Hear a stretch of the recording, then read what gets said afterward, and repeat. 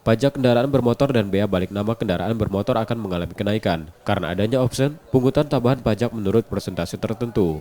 Opsi PKB dan BBNKB dikenakan kabupaten kota atas pokok masing-masing sebesar 66%. Selain adanya opsi, juga porsi penerimaan PKB dan BBNKB pemerintah provinsi dan kabupaten kota, yang sebelumnya penerimaan pajak sebesar 70% untuk provinsi dan 30% untuk kabupaten kota. Dengan aturan terbaru, penerimaan pajak provinsi hanya sebesar 34%, sementara 66% untuk kabupaten kota. Sekarang untuk option terbalik 66% untuk kabupaten kota, 34% untuk provinsi. Ya otomatis kan menurun potensi pendapatan kita.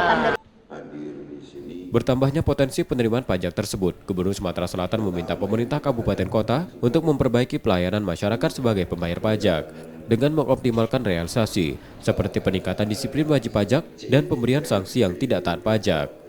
Makanya yang saya minta adalah ketika ini ada potensi yang ditambah, tapi tanggung jawabnya juga ditambah. Masalah infrastruktur, jangan lagi nanti di kabupaten kota mengeluhkan infrastruktur rusak, mengeluhkan layanan yang tidak baik. Karena pembayar pajak itu juga harus menerima servis. Dia membayar pajak tentu harus dengan servis. Maka untuk orang yang menggunakan servis tapi nggak bayar pajak, itu sanksinya harus tegas.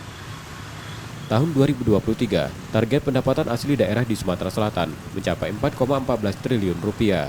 Realisasi PAD Sumsel bersumber dari 5 komponen, masing-masing pajak kendaraan bermotor, bea balik nama kendaraan motor, pajak bahan bakar kendaraan bermotor, pajak air permukaan, dan pajak rokok. Emriski Nurmizan, Kompas TV, Palembang, Sumatera Selatan.